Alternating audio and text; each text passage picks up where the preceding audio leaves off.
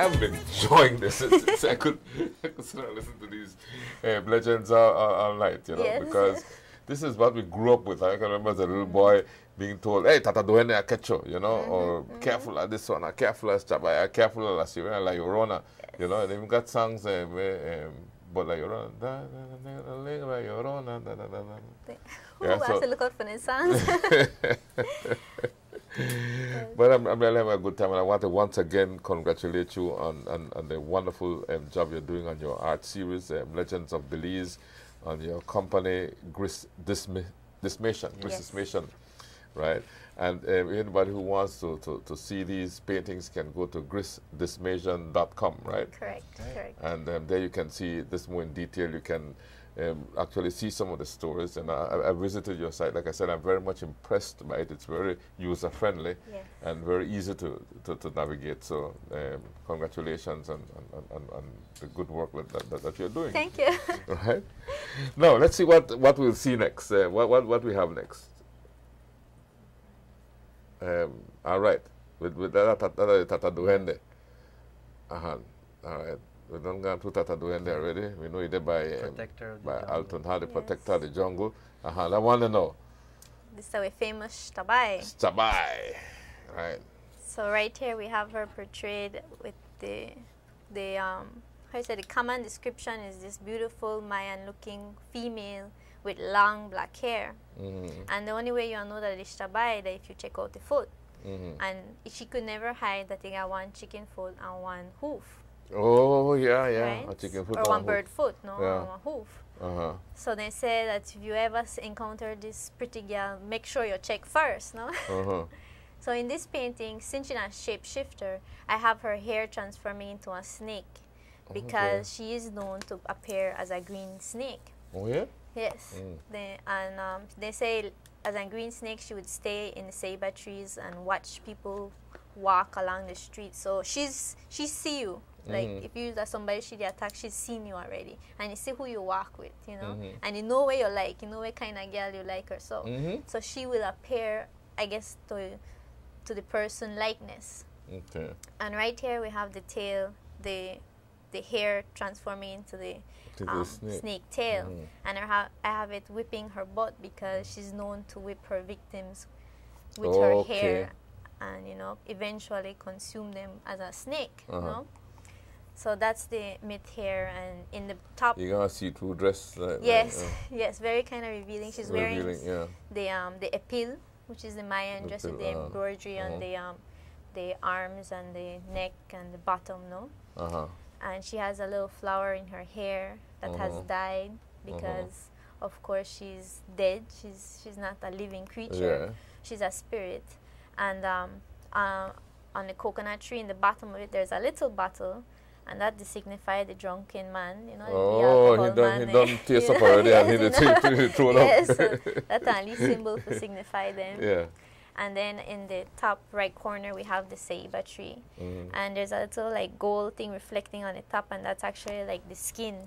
Because of a snake, like you peel the skin, no? So we put that in there. And the ceiba tree is sitting on an old Mayan ruin because she is from that, how do I say, culture. She's a Mayan myth, no? So in this painting, she's basically calling the next victim and leading them to her tree. Right, follow me, follow me. Yes. Any story you give visitors, particularly about her? I could tell you something funny about this particular painting.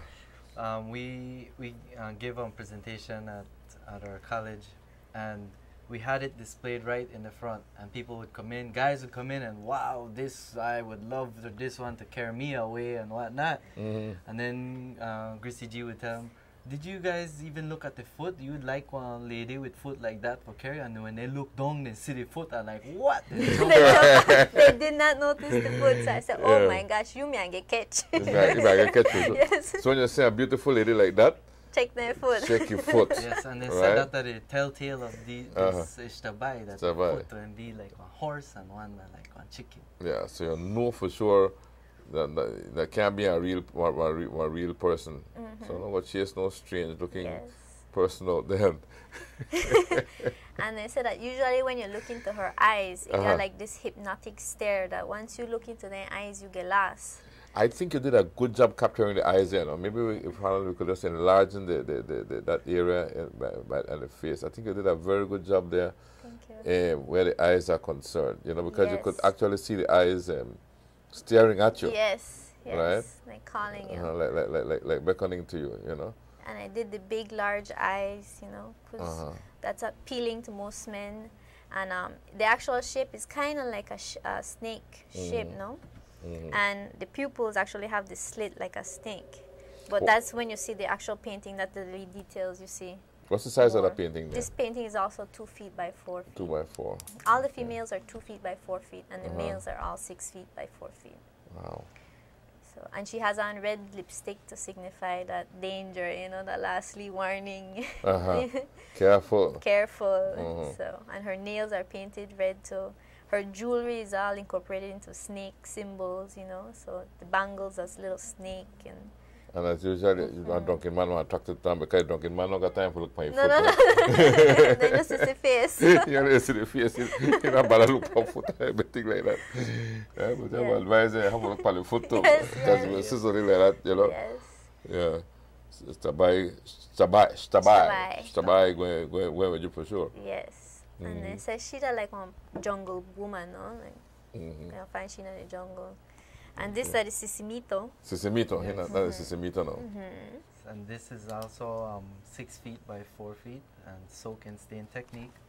And I was influenced by GrissyG because she used the metallic paints, and I also included in some of my paintings the metallic paints like for the eyes. And this Sisimito, I painted him almost the same color of the mountain that he's climbing. And they say that he usually hang out in the mountains. Okay. And that's just to show that camouflage, because they said they're elusive, so you don't really see them all the time, you know. And up in the front, I have one close up. So like you think you did look for one right there and one right there. That face right there, yes, watching. Okay, so that face right there. Yes.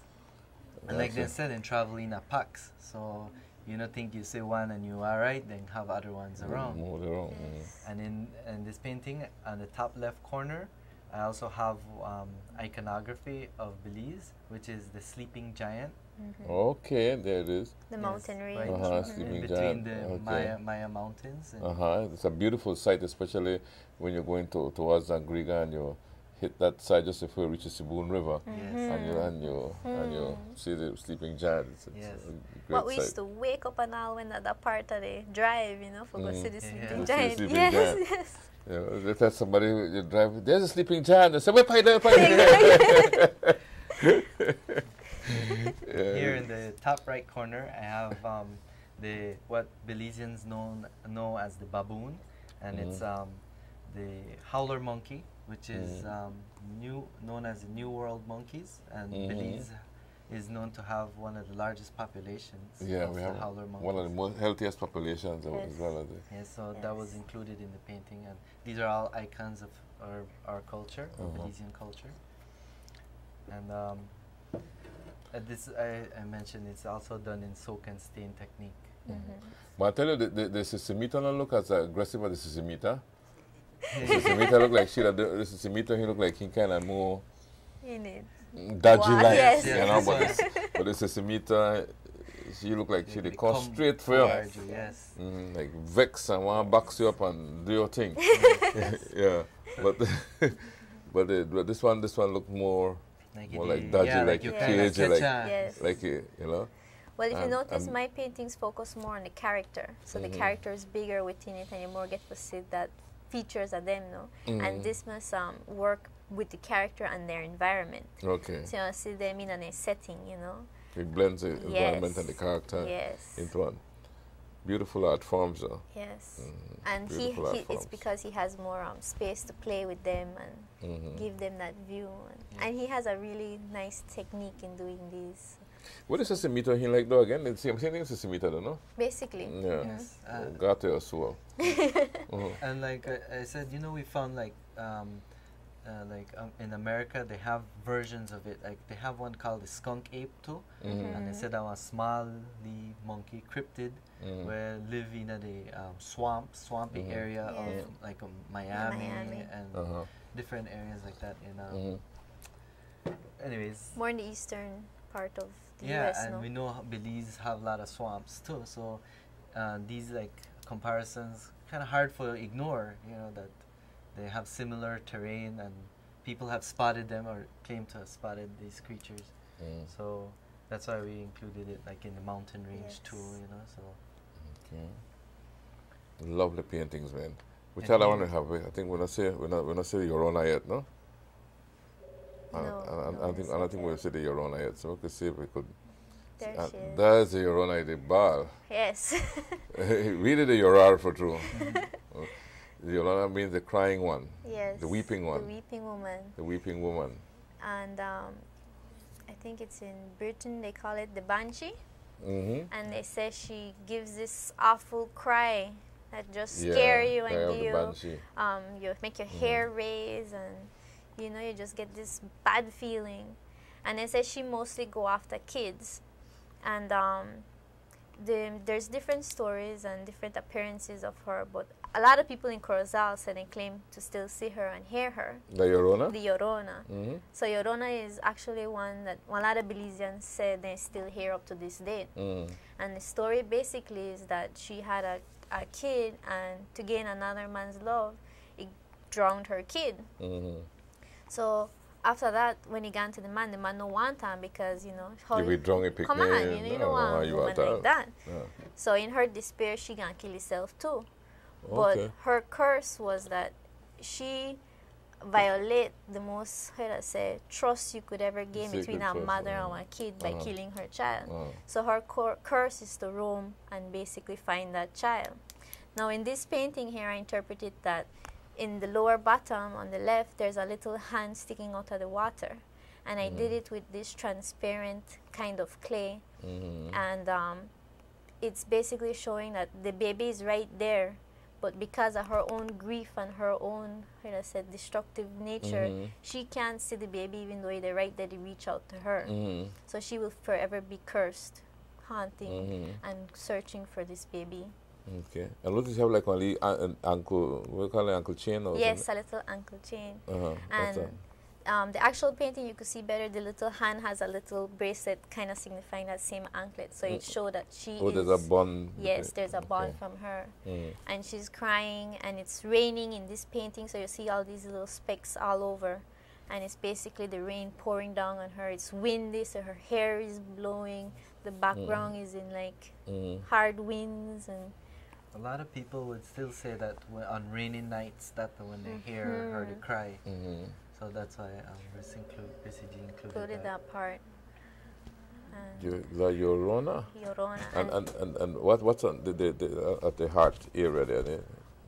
I just did some little embellishments to decorate her dress. They see her floating in a white dress. So I have her hair floating over the river, the water. And she has a feather in her hair, because the feather is like a spirit, no? Okay. And the rain again signifying the torment that she's going through, the anger, and she hold it throat like it tired a scream, but it can't contain itself. No? So this is the Llorona. La Llorona. Yes. And she's done with Mayan features. Also, like the Mayan nose. She has her mouth open and that scream. And I did all the jewelry, my own, my own combination of beads and so forth. And everything is done with the gels, all the details. And her body is sculptural, but her hand that is reaching down is painted in. Fantastic, fantastic. I'm amazed. Like I said, I'm just blown away by these wonderful paintings that you all have done. Thank you. All right. We will give folks who would want to talk to you an opportunity for maybe the next 15 minutes or so to talk with you. Okay. And so we'll be accepting calls. So I think we need to play some messages, and then after these messages, we will be accepting some calls before we close out our show. Sounds good. Right. Sounds good. It don't matter what part of the jewel they come from. You that you and me.